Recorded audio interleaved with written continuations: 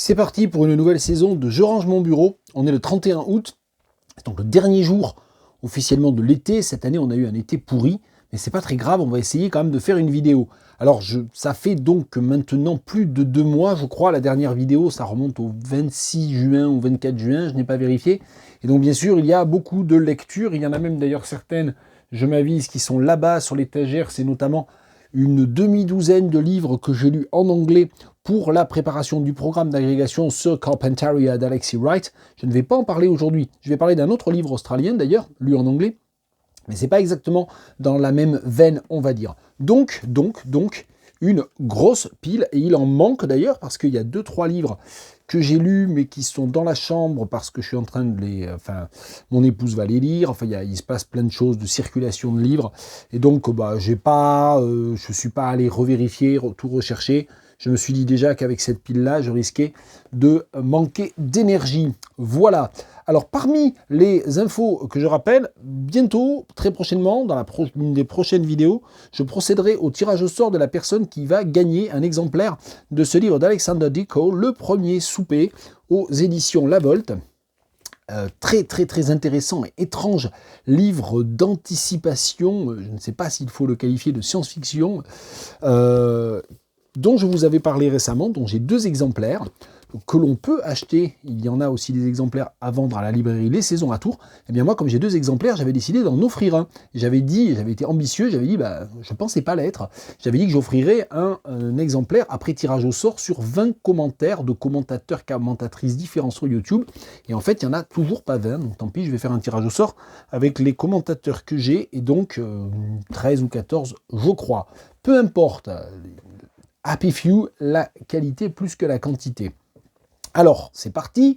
Dans les livres qu'il y a sur la pile et que je vais ranger ensuite sur les étagères, il y a le dernier numéro des études littéraires africaines avec Daniel Delas en couverture. C'était un pilier important des études africaines, littéraires africaines en France. Il est normal qu'il lui soit rendu hommage. On peut regretter du coup un tout petit peu, parce qu'il y a aussi un hommage à François Guyobat, et on peut aussi regretter le fait que ce numéro spécial très intéressant, coordonné avec de nombreux articles vraiment passionnants sur les féminismes noirs, se retrouve avec la photo d'un homme blanc en couverture. Mais voilà, c'est un effet un peu de télescopage de l'actualité, de la recherche, on va dire. De nombreux articles vraiment très intéressants dans ce numéro, sur Angela Davis, sur Audre Lorde. L'article sur Audre Lorde est vraiment bien, et son autrice, c'est Claudine Reynaud, qui fut ma collègue dans des temps anciens.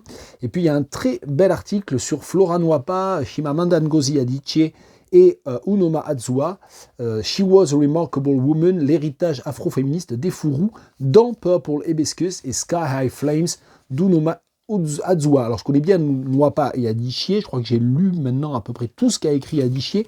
Flora Nwapa, c'est plus compliqué parce qu'il y a des textes des années 70 qui sont difficiles à récupérer, et je ne connais pas Unoma Adzoa, mais l'article de Cédric Courtois est vraiment très bien. Et donc il y a de nombreux autres articles, un article sur Djamila Ribeiro et la place des féminismes noirs au Brésil. Vous vous rappelez, Djamila Ribeiro, on en avait parlé, cet article est de Jula Manera, dans ce numéro des études littéraires africaines.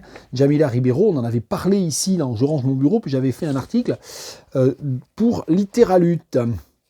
Voilà, donc c'est le numéro, que je dise pas de bêtises, voilà, 51, c'est écrit dessus, des études littéraires africaines, la revue éditée et publiée par l'Association pour l'étude des littératures africaines, une association française mais internationale dans son rayonnement et dans son comité de rédaction. Et moi, je connais les Ella et la Pella depuis 1998. Ça ne nous rajeunit pas. La première fois que j'avais assisté aux journées d'études de la Pella, c'était en 1998 à Villetaneuse. Et c'était ma directrice de thèse, la regrettée Jacqueline Bardolph, qui m'avait invité à venir à ce moment-là. Et puis, les années qui ont suivi, j'ai communiqué aussi lors de ces journées d'études ou des colloques. Et puis, je suis resté un peu en marge depuis maintenant quelques années, mais je suis encore un lecteur assidu des études littéraires africaines. Alors tiens, puisqu'on parle de littérature africaine, un des derniers romans lus de Nassouf Djeilani, c'est son dernier roman paru aux éditions Atelier des Nomades, qui se spécialise dans la littérature comorienne, mais comorienne au sens large, puisque Nassouf Djeilani est de Mayotte, hein, il habite, écrit à Mayotte, je crois qu'il fait des séjours régulier en France. Je n'ai toujours pas eu l'occasion de le rencontrer, mais Nassouf Djeilani, c'est quelqu'un qui anime une très belle revue qui s'appelle la revue Projectile, et cette revue est en train de se diversifier dans l'édition, c'est très courageux en ce moment. Au mois d'octobre, la maison d'édition toute jeune Projectile va publier 5 livres, et on aura certainement l'occasion d'en reparler, parce que j'ai eu quelques teasings, et j'ai vraiment envie de me les procurer les 5, donc ça, on en reparlera certainement. Donc en attendant, ça n'est pas dans cette maison d'édition-là, c'est à la maison d'édition Atelier des Nomades, cette morsure trop vive de Nassouf Djeilani. Je vais vous lire la 4e de couverture, ça sera le plus simple. Puis surtout, après, je vous lirai un extrait qui m'a pas mal bouleversé du début du chapitre 18. Mais le livre est bouleversant et c'est très beau. C'est un petit roman en apparence, comme ça, c'est pas très long. Mais ça ne se lit pas facilement non plus. Il faut prendre le temps. Enfin, moi, c'est comme ça que je l'ai lu. Alors, c'était aussi parce que c'était à la fin de l'année universitaire, je devais être un peu émoussé et crevé. Mais c'est un livre quand même, voilà, moi que j'ai lu un petit peu, il y a certains chapitres que j'ai lu presque comme des poèmes en prose, je me suis arrêté. Donc, c'est un livre qui demande du temps, qu'il faut prendre le temps de lire. C'est pas pour dire que c'est difficile, ça n'est pas difficile, mais ça demande un peu, voilà, faut laisser le temps de reposer un petit peu ce texte aussi. Alors l'histoire, 4e de couverture, sur la petite île de Mayotte, 2 frères grandissent à l'ombre de leur mère vaillante. Entre les exigences maternelles et les passions soulevées par l'intrigante Marina, ils se jaugent et se construisent. Le destin déflagre alors au-dessus de leur tête. Saul, l'aîné, fier héros de guerre, se retrouve pris au piège d'un crime des plus sordides pour lequel il est le coupable tout désigné. Broyé par la machine judiciaire, il se débat entre douleur et désespoir. Lorsque le juge d'instruction s'immisce dans cette affaire tentaculaire, il révèle un trafic crapuleux. Donc on voit, il y a une espèce alors il y a une espèce de trame un peu très post-coloniale qui croise une trame plus policière du roman de genre. Tout ça évitant justement systématiquement tous les clichés justement de ce qu'on pourrait appeler la littérature de genre, si tant est que ça existe. Donc sur ces 28 chapitres, je vous lis le début. D'ailleurs, je crois qu'il y a 2 chapitres 27, il me semble. Donc normalement, il devrait y avoir 29 chapitres. J'avais pas vu ça. Je crois qu'il y a 2 chapitres 27. Donc il y a une petite erreur de numérotation et un épilogue. Ou alors c'est voulu, je ne sais pas. Chapitre 18, page 137. Au disparu, le village avait réservé le meilleur au revoir. Saul aurait voulu quitter la cellule de la prison pour venir goûter à cette peine. Comme si en creux, cette mort devait pousser à relativiser l'humiliation subie. C'était un chant de daïra qui avait accompagné le cortège à travers le village. Le jeune défunt, recouvert d'un linceul, était transporté par l'imam à bout de bras. Le cortège était parti de la rive droite, suivi par une foule immense à la sortie de la mosquée. Sur les vérandas, les femmes étaient inconsolables au passage des hommes en sueur. Le chant était repris en chœur, comme pour apaiser les mères broyées par la douleur. Le cimetière était à flanc de colline. Il fallait marcher 10 minutes pour le rejoindre. Le soleil rageait. La mort d'un enfant avait enlevé la gaieté qui caractérisait le village. Après 3 jours d'un deuil qui semblait interminable, les rues se remettaient tout doucement de ce choc terrible. À la fenêtre d'une vieille case en torchis, un homme mangeait le monde dans la lucarne d'un livre couleur saumon. Ses yeux étaient rieurs dans le bâillement des fenêtres bleues. La rue miaulait et pétaradait. Dans la gueule béante des caniveaux, des chats s'acharnaient sur des restes de poissons. Au-dessus, un marché aux poissons improvisé. La machette fouillait les prises à mesure que les clients affluaient. Nuées de mouches qui dansaient sur les étals rouges. Bourdons dès que les mains s'agitaient. Les masses ployaient sous la grappe des mouches. Cramer, c'était plein, mais rien n'y faisait. Emballer, c'était peser. Balancer les billets tachés de sang. C'était ça le prix du travail. Au suivant.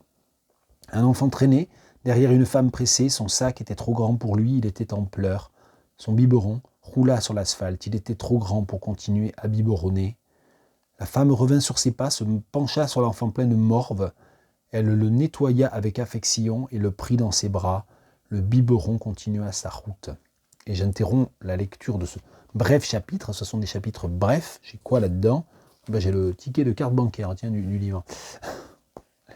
Bizarre. Drôle de marque-page. Donc ça continue un petit peu, mais si je veux avoir le temps quand même de parler d'autres livres, je m'interromps là, mais 7 morsures trop vives, vous soutiendrez un écrivain vraiment intéressant, dont on a pu lire des extraits aussi dans les lettres de Lémurie.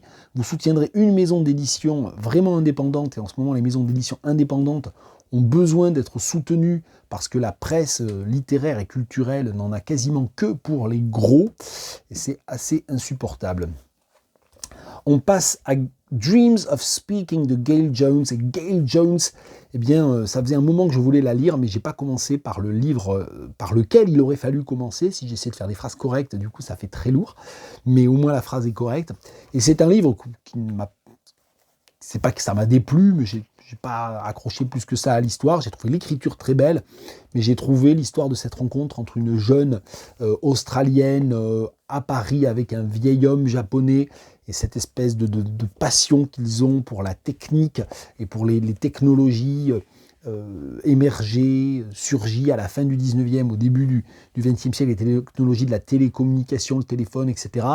Toute cette idée de la communication, j'ai trouvé que c'était très astucieux, mais que ça fonctionnait pas tout à fait. Il y avait quelque chose qui fonctionnait pas tout à fait. Donc je suis resté un peu sur ma faim. Même les lieux sont pas si bien exploités que ça, donc je suis un peu resté sur ma faim avec ce livre. Je vais quand même en lire un extrait parce que la langue est belle et parce que sinon il n'y a quasiment pas d'anglais, donc je ne vais pas pouvoir vous faire entendre mon anglais approximatif. Fin du chapitre 3. Quand elle est encore en Australie, je ne vous raconte pas l'histoire, mais voilà.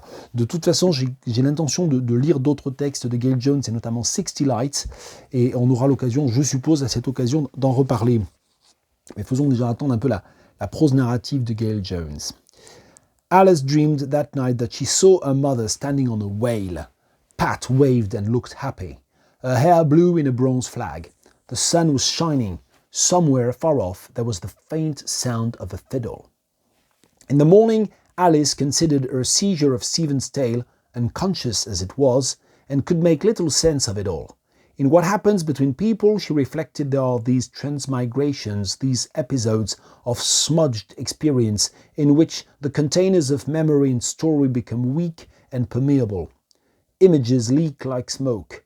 Emotions, chance utterances, rudimentary threads of being float outwards and reattach. Fibers of some counter-life, that which we make through others, join like the ganglia of an unlocatable interstitial intelligence. We confederate. We are many. We carry others' stories. As she stood beneath the shower, her eyes closed, the dream was still unraveling. There was the ocean or a river. There was shuddery wind. There was a sound like the roar of a fire. Then her smiling mother disappeared. Alice opened her eyes, overcome by sexual longing. She watched rivulets of water slide over her breasts. She admired her own body and wanted it held. She was so taken by this moment, pulled back to flesh, Stephen had said, struck her as both surprising and oddly reasonable. Dreams of Speaking de Gail Jones, pas son meilleur livre, me dit-on, j'ai pas commencé par ce qu'il faudrait lire, mais on continuera parce qu'il y a quelque chose là-dessous. Belladone d'Hervé Bougel, c'est un livre qui est paru, que je dise pas de bêtises, en janvier dernier, voilà, à la rentrée d'hiver, ou je sais pas comment ils appellent ça, dans le milieu de l'édition. Une histoire assez dérangeante et très bien menée, très nerveuse, très sèche. Une histoire voilà, d'enfants avec leur mère, dans les années 60, avec, je trouve, Hervé Bougel capture très bien une espèce d'atmosphère un peu de peuple français dans les années 60 ou à la fin des années 60, des histoires qui pourraient être aussi dans le nouveau cinéma des années 70, et c'est vraiment un compliment que je fais par là. Qu'est-ce que je pourrais bien vous lire là-dedans ?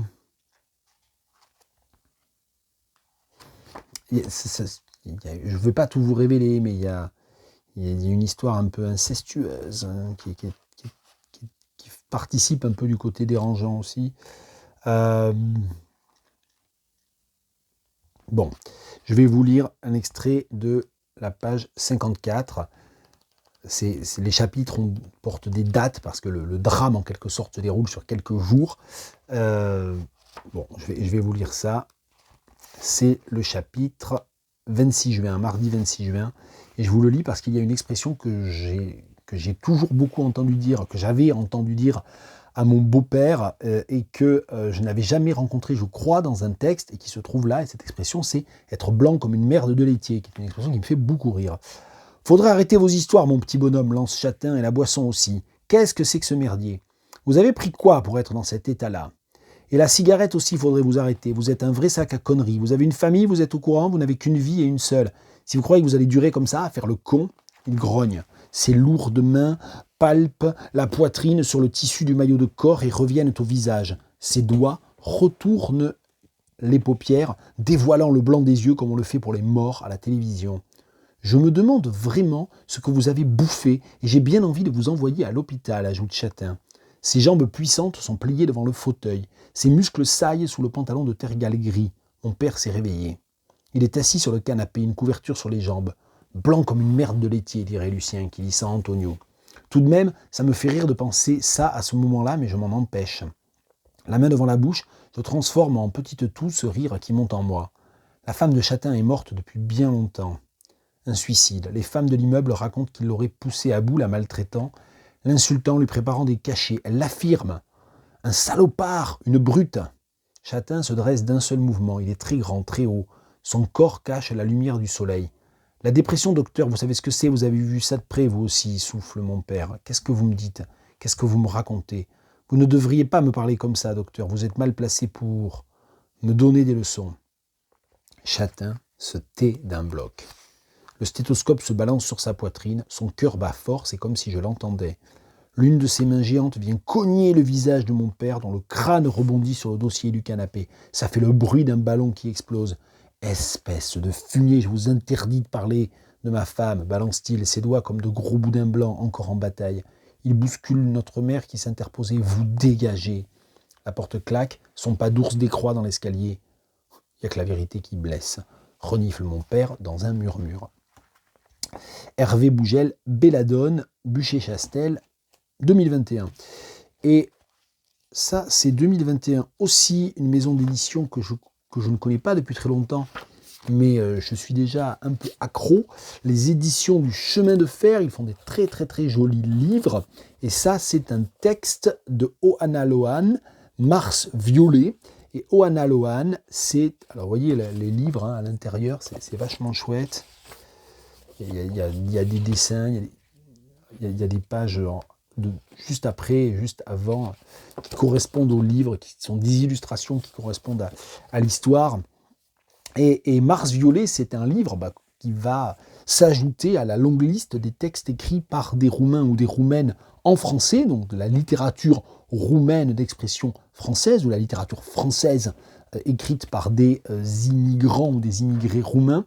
Et c'est un texte vraiment magnifique sur les années 80 en Roumanie, sur la révolution, sur ces quelques jours, même quelques semaines de tumulte, de désarroi et de désastre en décembre 1991, décembre 1989, j'étais déjà en train de penser à la chute de l'URSS, moi, décembre 1989, la chute de Ceausescu, et avec des allers-retours aussi avec les années 2000, les années 2010. C'est donc un discours qu'on retrouve souvent, pour peu qu'on discute comme ça, aussi avec des...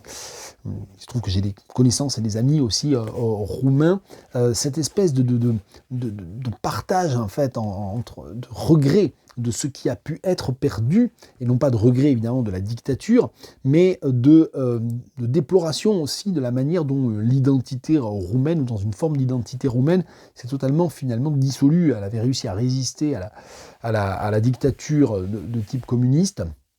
Et la mondialisation est venue un petit peu tout faire éclater, au sens où il n'y a plus de repères vraiment. Donc c'est pas un roman nostalgique du tout, mais c'est un roman très âpre, très cru, très violent sur la jeunesse et la révolution, sur la jeunesse et la révolte, et sur l'identité aussi sexuelle. C'est vraiment un texte que j'ai beaucoup aimé, qui est très bien écrit aussi, et vraiment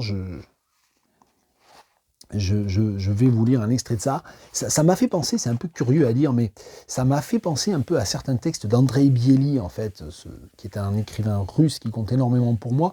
Pas tellement Pétersbourg, moi, le texte, à part il y a les carnets d'un toqué aussi, de Andrei Bieli, qui est un texte très chouette aussi. Mais moi, le livre d'Andrei Bieli que je préfère, c'est Kotik Letaïev. Et c'est, voilà, ça fait très longtemps que j'ai pas lu ça. Je crois que c'est traduit du russe par Georges Niva, je cite ça de mémoire. Et je pourrais pas dire exactement pourquoi, mais il y a une sorte d'appréhension un peu à la Dylan Thomas ou à Joyce, le premier Joyce aussi, le Joyce du portrait. Une sorte comme ça de regard subjectif, de biais, très frappant, très marquant, très sensuel aussi, qui est marquant dans cette écriture-là. Il n'y a pas vraiment des chapitres, il y a plutôt des espèces de sections qui sont datées et qui sont marquées d'initiales, qui correspondent au point de vue principal, au personnage principal dont il est question. Ici, du point de vue de Lucia, je ne sais pas comment ça se dit en roumain, Lucia, le prénom Lucie, mais en roumain, à la page 90, c'est vers le milieu du livre. La grand-mère de Lucia est une grande femme faite de grands os, longs et solides, et leurs liens sont si clairs qu'on peut apprendre l'anatomie en la regardant. Elle aime danser. Sa danse favorite est la polka, ce truc improbable et soutenu, fait de pas insistants rythmés successivement, sur un tempo rapide et bien trempé. Son QG, c'est la cuisine, et c'est là que ça lui arrive souvent de danser. Lucie a ce souvenir, parmi d'autres précieux et indestructibles, de ceux qui rythment la vie, lui donnent de la force et adoucissent les moments de tristesse. Un après-midi, en rentrant de l'école, elle trouve sa grand-mère les mains couvertes du blanc de la farine et son tablier préféré autour de la taille. C'est un vieux tablier avec des dessins d'oiseaux, des martins pêcheurs et des mésanges huppés, aux couleurs ternies et aux traits imprécis. Lucia l'aime beaucoup ce tablier. C'est grâce à lui qu'elle a commencé à aimer les oiseaux. La grand-mère dit quelque chose sur sa pâte feuilletée et les pommes qui ne sont pas suffisamment mûres. Elle s'essuie l'envers des mains sur le bas du tablier près des pattes des volatiles et saisit Lucia par la taille et ses épaules pour la précipiter dans un début de polka improvisé. Il n'y a pas de musique, il y a juste le rythme imposé par le 1-2-3 précis de la grand-mère. Elles avancent et reculent, ça fait tourner l'air sucré de la cuisine et la tête avec. Il n'y a personne pour les voir, mais elles ont l'impression d'être au milieu d'une foule qui fait exactement la même chose. Elles se sourient, se laissent embarquer et porter par le mouvement, et c'est magique. Mars Violet, d'Ohana Lohan, je ne sais pas comment ça se dit, aux éditions du Chemin de Fer. C'est une parution récente là aussi. Si vous voyez ce texte en librairie, je recommande vivement. Puis je recommande vivement, mais il n'a pas besoin de ma recommandation, Coucoum de Michel Jean, auteur québécois d'expression française, avec des origines en partie inoues. Et donc c'est un livre très beau, dont on parle beaucoup depuis maintenant plus d'un an, qu'il a construit autour du personnage de sa grand-mère, de sa arrière-grand-mère, je crois, voilà, je vais passer mon temps à me tromper, Almanda Siméon. Et donc ça raconte la jeunesse, puis la vie d'adulte de son arrière-grand-mère qui a eu la première, parce qu'elle est tombée amoureuse d'un nomade inou. Elle a décidé d'abandonner en fait la vie sédentaire pour épouser non seulement ce jeune homme, mais aussi évidemment toute la vie nomade qui allait avec. Et ça raconte en fait tout un siècle de dépossession des peuples nomades autochtones du Canada, de leurs terres, de leur territoire en fait, parce que leurs terres sont aussi beaucoup des lacs, des torrents, des rivières. Et donc ça montre très bien l'attrait pour cette culture, l'âpreté et la difficulté aussi de la vie traditionnelle, on va dire nomade des Inuits, mais c'est un livre qui, par ce portrait, par cette sorte de biographie extrêmement empathique, extrêmement tendre, et qui prend le temps là aussi de montrer les saisons, d'énumérer les époques, ça montre évidemment tout le côté industrialisation, systématisation, machinisation, le fait que l'État canadien exproprie, évidemment, puisqu'ils sont nomades, finit par privatiser tout et par empêcher les nomades de mener leur existence, les pousse à la à la sédentarité. On sait, il y a eu récemment un très grand nombre de scandales qui sont sortis sur les morts cachées dans les internats. Donc il y a beaucoup d'enfants qui ont été arrachés à leur famille pour être placés dans des internats ou des mauvais traitements, où ils ont dû subir des mauvais traitements au point d'être très nombreux à mourir. On a trouvé des charniers, enfin bon, si vous n'avez aucune idée de ce dont il s'agit, les autochtones d'Amérique du Nord, comme les aborigènes en Australie, comme de nombreux autres peuples, comme comme en Amérique du Sud aussi, hein, les peuples autochtones et indigènes en Amérique du Sud, ont subi véritablement des politiques extrêmement, alors pas seulement discriminatoires, mais des politiques destructrices, des politiques visant en fait à annihiler leur culture, mais aussi parfois tout simplement à les annihiler, à supprimer vraiment le peuple lui-même. Donc c'est ce que raconte en filigrane ce livre, parce que ce livre n'est pas sur ça, il est vraiment sur ce portrait de cette femme, de cette arrière-grand-mère. Alors de nombreuses pages sont cornées, pas seulement par moi, mais c'est parce que il se trouve que mon épouse a mené tout un projet pédagogique avec certaines de ses classes au lycée Vaucanson à Tours l'an dernier. Donc il y a eu des échanges avec l'auteur, avec Michel Jean. Et moi, j'ai mis du temps à me dire qu'il fallait que je lise ce livre. Et j'ai fini par le lire cet été.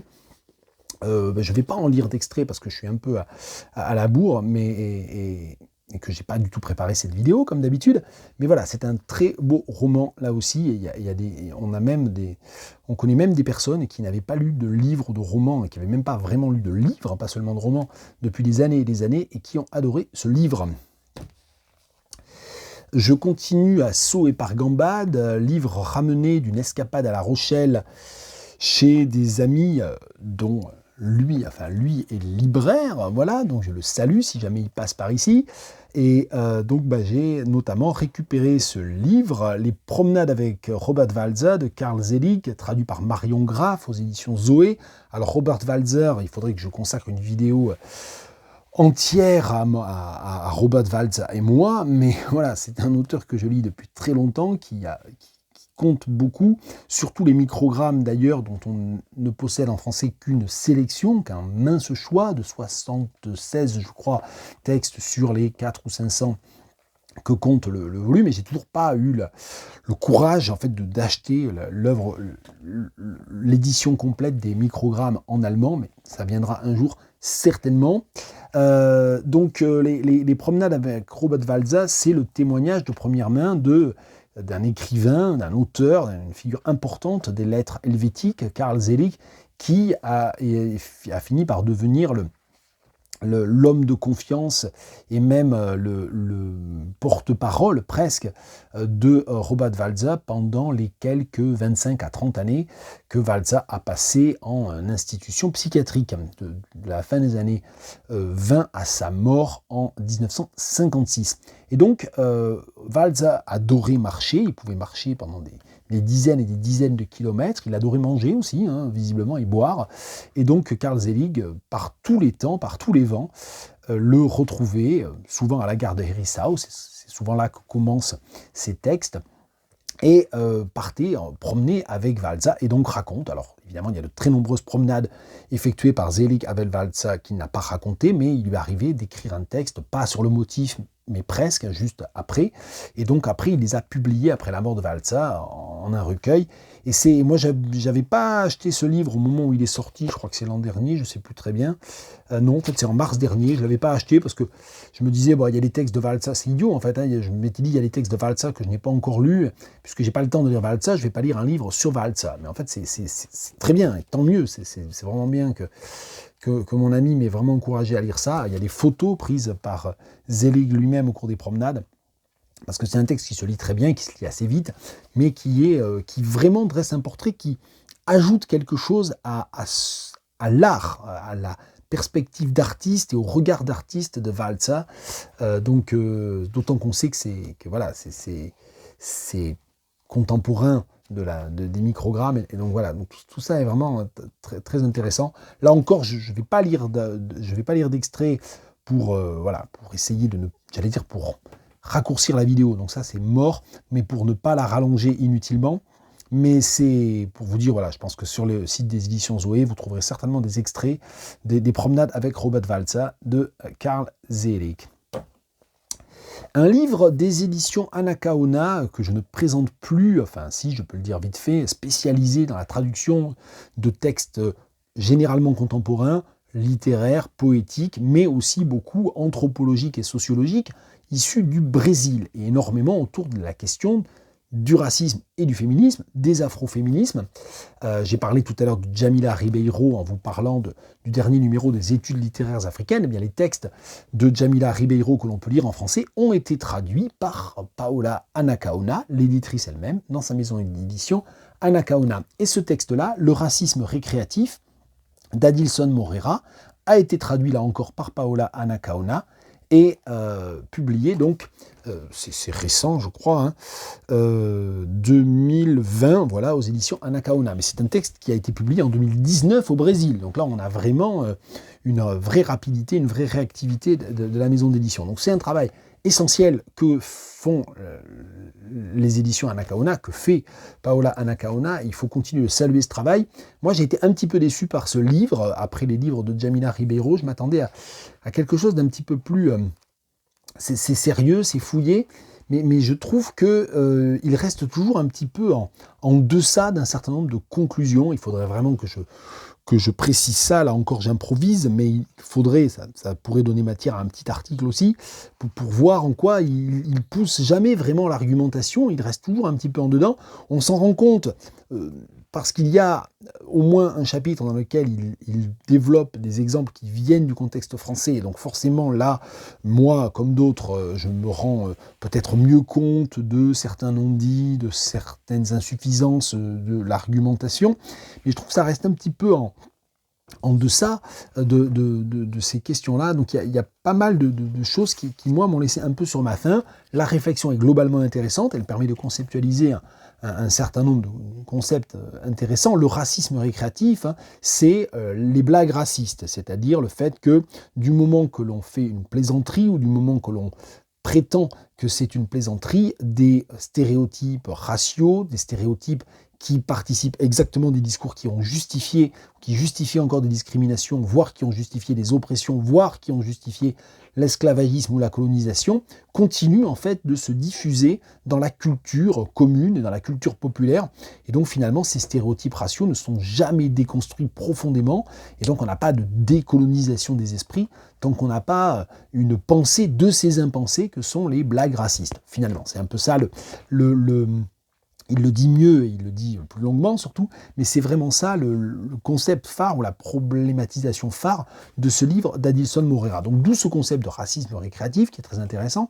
Il parle de racisme aversif aussi, il développe tout un pan sur le racisme sans raciste. Non, je n'ai pas le temps parce que ça n'est pas comme ça que je fais mes vidéos. Si je faisais les vidéos comme quelqu'un que j'admire beaucoup, qui est Azélie Fayol, j'aurais pu prendre le livre et dire je fais 50 minutes sur le racisme récréatif, et là on aurait eu le temps de parcourir le livre, de lire des extraits, je me serais arrêté, j'aurais peut-être pris quelques notes avant pour dire là je veux développer ce qui me laisse moi sur ma faim, mais je ne l'ai pas fait.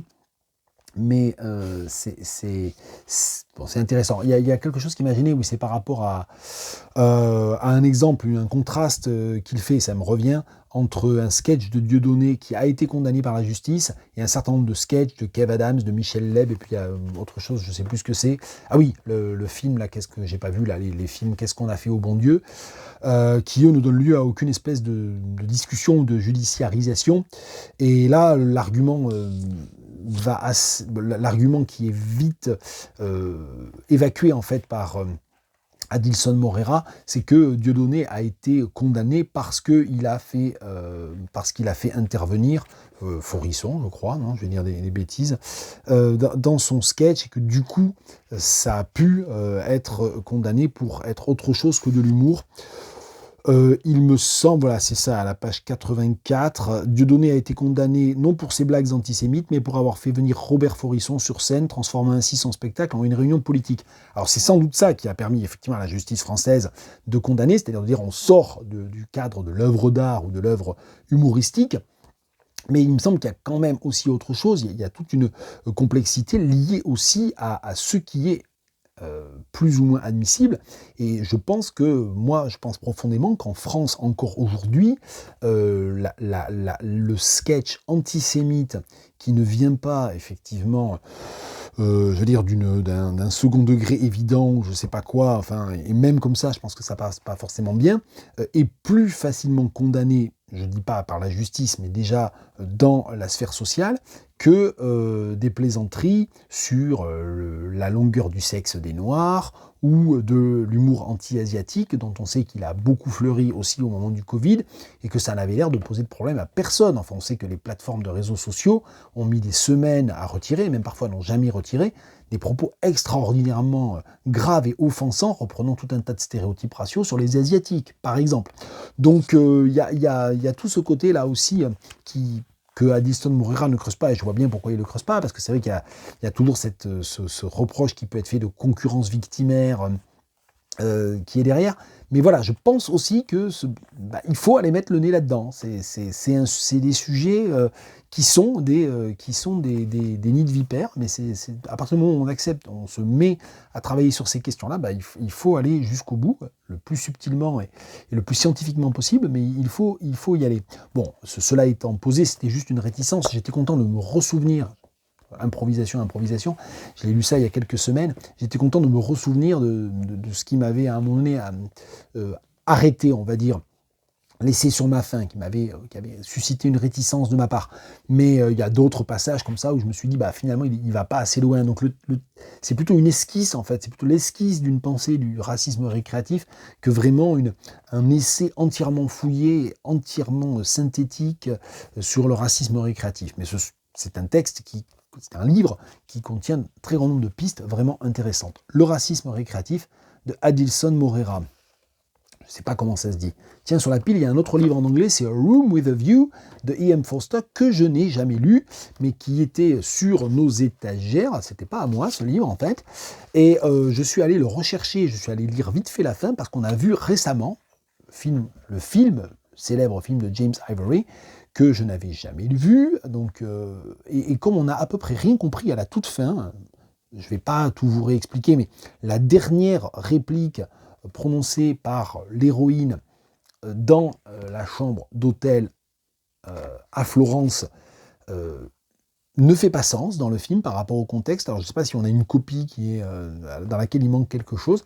Et donc le lendemain, je suis allé reprendre le livre et aussitôt tout s'est éclairé, parce que si on lit effectivement la totalité du chapitre 20, dernier chapitre de A Room with a View, tout s'éclaire, c'est beaucoup plus clair, et surtout on comprend que James Ivory, il a quand même énormément euphémisé le fait que le mariage final est refusé en fait par la famille de Lucy. Et donc là où dans le film la dernière scène c'est un jeune couple heureux qui s'est rendu à Florence en voyage de noces avec la bénédiction de tout le monde, dans le roman c'est pas ça du tout, et notamment le jeune frère de Lucy qui a l'air comme ça très positif, qui a l'air un personnage un peu, on va dire un peu branleur si vous voulez, en termes un peu familiers, un peu anachroniques, mais gentiment branleur, quoi, voilà.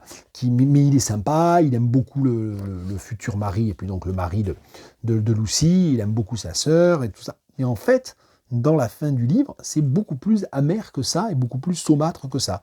Donc de temps en temps, c'est intéressant aussi de se replonger dans les livres. Pas pour critiquer l'adaptation, c'est le principe même d'une adaptation d'adapter, donc de redécouper, de reconfigurer. Ça fait 38 minutes que je parle. Alors pour la première fois, j'enregistre cette vidéo avec un nouveau support. Et donc apparemment avec ce support, je vais avoir plus de 30 minutes. Mauvaise nouvelle. Bon, on va voir. Et j'ai prévu de ne pas du tout faire de montage. Donc mes et mes hésitations et mes longs blancs, eh bien comme dans un certain nombre d'autres vidéos, vont rester là, mes digressions, mes hésitations. Il reste 3 livres, parce qu'en fait, il y en a au moins un dont j'aurais voulu parler, c'est Frères d'âme de David Diop, mais il n'est pas là, j'ai oublié de le prendre avant de faire la vidéo. Bon, je ne vais pas me lever, disparaître, revenir, d'autant que j'ai accroché le micro-cravate, ça va tout compliquer. Bon. Il me reste 3 livres, je vais essayer d'en parler en 10 minutes max, pour pas trop dépasser les 50. Un essai, le dernier livre de l'anthropologue et spécialiste des aborigènes d'Australie, mais pas seulement. Barbara Gloszewski a Réveillé les esprits de la Terre aux éditions Dehors, un livre qui est une sorte de livre-somme dans lequel elle revient en fait un peu sur l'ensemble de son parcours et où elle traverse les questions sur l'altérité, sur les modèles alternatifs à la pensée rationnelle, etc. À la pensée, on va dire, oui, européocentriste, rationalisante, cartésienne, etc. Donc c'est un livre sur la rhizomaticité. Hein. Bon, c'est une grande admiratrice. Ce que je ne savais pas du tout, en fait, moi j'avais lu vraiment ces livres sur les aborigènes en n'entrant pas vraiment dans le détail de sa philosophie à elle, mais elle a beaucoup travaillé avec Félix Guattari et c'est une adepte, une disciple, je ne sais pas comment il faudrait dire, enfin quelqu'un qui s'inscrit dans la lignée de Guattari plus encore que de Deleuze et Guattari. Et donc il y a ce côté, en fait, multimodalisation, éclatement, dissémination, éclatement des modèles. Et donc tout ce côté rhizomaticité, bien sûr, qui est présent là derrière. Donc tout ça me parle beaucoup, bien sûr, vu mon propre itinéraire. Mais dans ce livre-là, donc Réveiller les esprits de la Terre, elle ne parle pas que des aborigènes. Elle parle, en fait, ça commence par une longue introduction qui s'appelle Glissement de l'Australie à la France en passant par la Guyane. Donc elle parle beaucoup, en fait, d'un festival de chamanisme qui s'est tenu dans la Creuse. Donc elle parle beaucoup de la Creuse aussi. Hein. Donc elle parle du territoire français, elle parle de Notre-Dame-des-Landes et de l'expérience de la ZAD.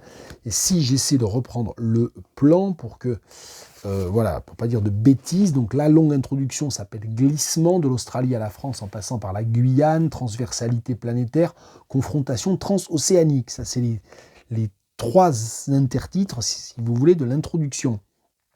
Et ensuite, dans les cinq parties suivantes, déclinent des cas, en quelque sorte, on pourrait dire des études de cas, voyage infraterrestre des aborigènes, ça c'est le chapitre 1, chapitre 2, terrain mouvant en Australie, chapitre 3, habiter l'Amazonie guyanaise, chapitre 4, à la recherche des esprits de la Terre, et là c'est plutôt, vraiment, ça traverse plusieurs territoires, hein, les territoires polynésiens, indiens, Amérique du Sud. Et enfin, le 5e chapitre, auquel je faisais allusion tout à l'heure, Devenir bocage à Notre-Dame-des-Landes. Alors, elle se réclame d'un véritable militantisme, d'une vraie prise avec. On sait, enfin, quand on la connaît, on sait que depuis plus de 40 ans, son travail de terrain très important auprès des Warlpiri dans le centre de l'Australie, c'est accompagné pour elle voilà, d'une vraie acceptation, d'une vraie identification. Elle a été adoptée elle est devenue une fille adoptive, elle a un nom de clan, enfin voilà, donc il y a tout ce côté-là, donc elle ne cherche pas du tout à prétendre qu'il y a une anthropologie de l'extérieur ou de la déprise ou de la distanciation, c'est pas du tout son regard depuis tout ce temps, et donc elle applique en fait la même chose, c'est-à-dire qu'en Guyane, elle y va, elle est plus à l'extérieur, mais elle essaie justement de participer, de s'intégrer à ce dont elle veut parler, à son objet de parole ou à son objet d'étude.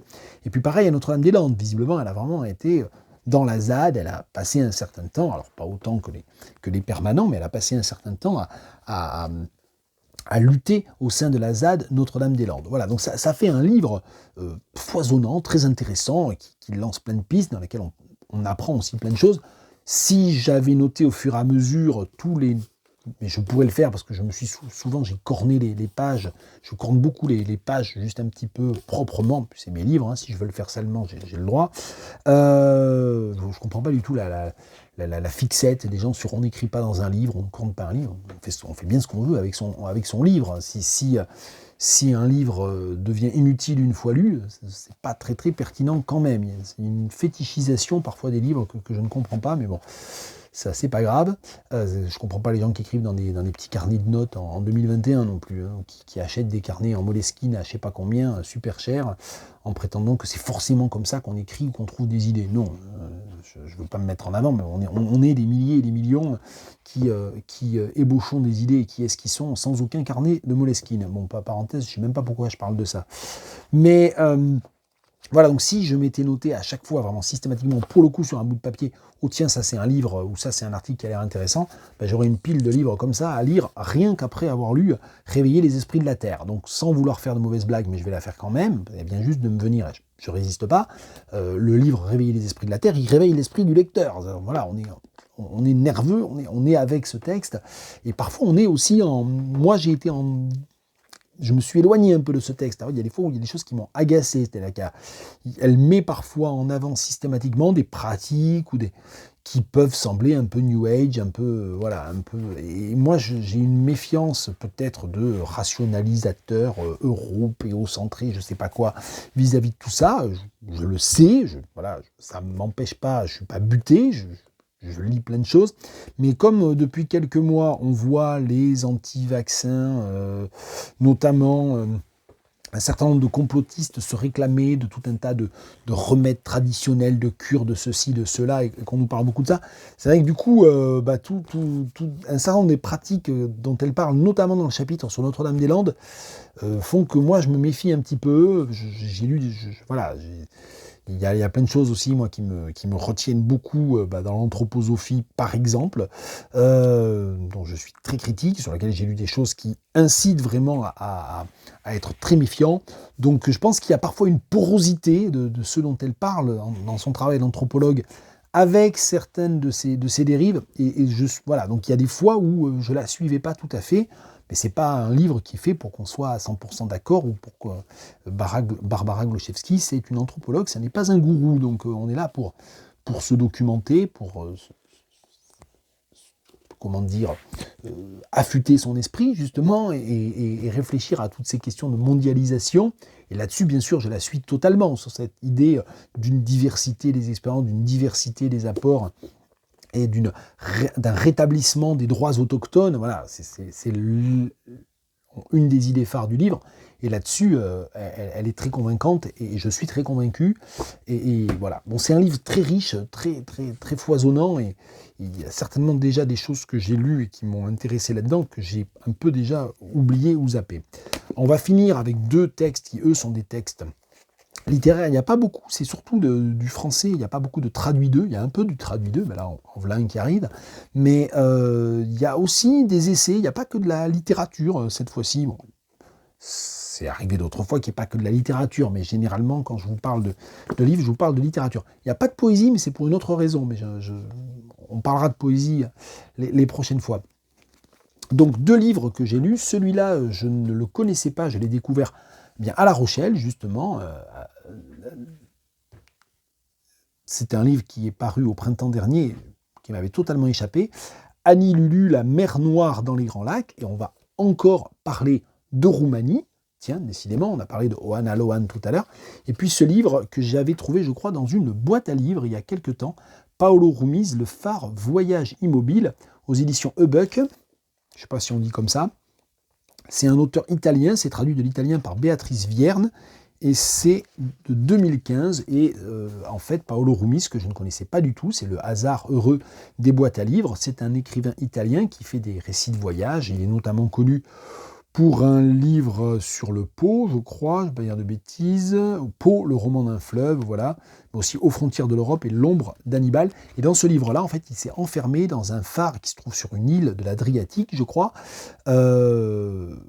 pendant un mois à peu près, et donc coupé du monde, alors pas totalement coupé du monde, parce qu'il y a bien sûr les 2 gardiens de phare, et puis la deuxième équipe qui vient relayer la première, il y a même toute une famille, donc il n'est pas totalement seul, mais enfin il est loin de tout, il n'y a pas Internet, tout ça, donc il a toute cette expérience un peu voilà, d'isolement qui est très intéressante. Moi j'étais pas plus intéressé que ça, quand j'ai vu le livre était en bon état, ça avait l'air intéressant, la 4e de couverture, c'est pas un livre vers lequel je serais allé de moi-même, et c'est pas un livre que j'ai trouvé époustouflant non plus, mais c'est pas mal, et il cite à plusieurs reprises Derek Walcott, l'immense Derek Walcott, qui compte tant pour moi, tiens, mais on parle pas de poésie, ben si, on en parle quand même, et il cite Homéros. Alors voilà, là je suis encore plus enthousiaste, parce que c'est vrai que de Derek Walcott, la plupart des gens qui lisent Derek Walcott, et c'est déjà super bien, qui travaillent sur Derek Walcott, ou qui le citent comme ça au détour d'un autre texte littéraire, citent souvent d'autres poèmes, des poèmes plus anciens, des poèmes plus courts, mais Homéros est un peu en dehors des radars, et notamment il est totalement en dehors des radars, j'ai l'impression, en France. Mais bon, Derek Walcott, globalement, est en dehors des radars en France. Ce qui est hallucinant, c'est juste un des plus grands poètes, point barre. Je veux dire, je dis même pas du 20e, du machin, de langue anglaise, etc. Walcott, c'est un des monuments absolus de la littérature mondiale de tous les temps. Et donc il le cite, et c'est pas si souvent que ça qu'il y a des gens qui citent Walcott, donc ça m'a fait plaisir. Bien, j'ai failli vous lire, je le dis si jamais il y a des personnes qui ont ce livre, j'ai failli vous lire un extrait de la page 100, allez si je vais le faire, c'est le chapitre 16 qui s'appelle Nourriture, il y a 26 chapitres, autant que de lettres de l'alphabet, mais je ne crois pas qu'il y ait un lien avec ça. Quelle merveille! Bon, ça va parler de bouffe, vous avez compris, nourriture, ok? Quelle merveille! Dehors, les sorcières tourbillonnent et retranchées dans la cuisine, on met en train le rite avec toute sa liturgie. Vider le poisson, le couper en gros morceaux, fendre la tête dans la longueur, une branchie par moitié. Ensuite, 4 ou 5 oignons crus, coupés eux aussi dans la longueur, un bon bouquet de persil, une demi-cuillerée de sel, 2 cuillerées rases de poudre de légumes déshydratés, de la tomate, du poivre moulu au dernier moment, une bonne giclée d'huile d'olive, couvrir d'eau et mettre à bouillir en petit bouillon pendant 1 heure. La technique est identique à celle des brodetti ou court bouillon à la mode istrienne. Quand le poisson est cuit, on transvase le liquide dans une autre marmite et on y fait bouillir une grosse poignée de riz, ce qui permet d'avoir 2 plats d'un coup. Et quand pour finir, on se retrouve seul devant ce chef-d'œuvre méditerranéen, ma foi, on fait le signe de la croix et puis on s'y colle à lente cuillerée, les coudes sur la table et le malvoisie à portée de main. À compter de ce moment, il n'y aura plus au monde de gorgée en bouchée que ce tintement de la cuillère dans l'assiette et cette queue de rascasse qui en sort.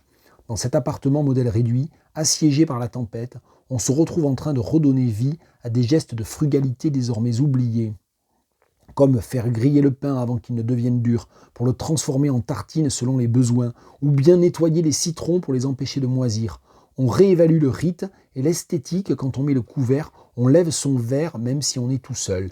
On s'offre un bouquet de fleurs comme centre de table, on dispose plus joliment les aliments, on mâche davantage et mieux.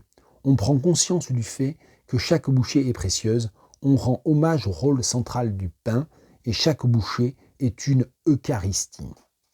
Voilà, extrait de ce livre, Le phare voyage immobile, traduction de Béatrice Vierne, aux éditions Hubuck, et puisqu'il est question de littérature et d'alimentation, de cuisine, je précise que moi je suis végétarien, donc je vous lis ça et ça m'intéresse quand même. On peut ne pas être totalement fanatique non plus. Mais bon, j'ai un passé quand même de carnivore, j'étais pas fou de poisson, mais j'ai un passé quand même de carnivore.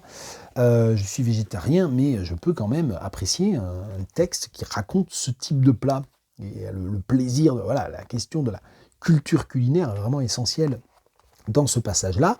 Je vous ai parlé tout à l'heure de la librairie Les Saisons à Tours. On aura l'occasion d'en reparler à un moment donné. Donc j'ai envie de dédier, et finalement, vous savez quoi, j'arrête pas d'improviser, je ne vous parle pas du livre d'Annie Lulu cette fois-ci, je le garde pour la prochaine fois, parce que je ne veux pas le bâcler en quelque sorte, donc je me le garde sous le coude, je sais que je fais ça et que je ne reviens pas toujours dessus, mais là on va essayer quand même. La raison pour laquelle je termine sur cet extrait, je trouve que ça finit bien, déjà parce que ça fait presque 1 heure, et ça va, la vidéo est assez longue, mais aussi parce que voilà, je voulais en profiter, en écho à ce texte, pour reparler de la librairie Les Saisons à Tours, super librairie, puis faire un petit clin d'œil aussi à une amie qui parle toujours beaucoup sur Facebook du rapport culturel à la cuisine et aux traditions culinaires du monde, et elle cuisine énormément, elle cultive énormément d'aliments, elle habite dans un tout petit appartement au centre de Tours, et malgré tout, elle fait tout ça, elle se trouve admirable. Elle s'appelle Marie-Aude Ravet, c'est une danseuse, c'est une écrivaine, c'est quelqu'un, et donc c'est une grande cuisinière aussi, et voilà, et ce texte, entre autres, me fait penser à elle, donc on va finir en parlant d'elle et en la saluant. Voilà, je termine là-dessus. Il y a des livres dont je n'ai pas parlé, mais il y a aussi des livres quand même dont j'ai parlé.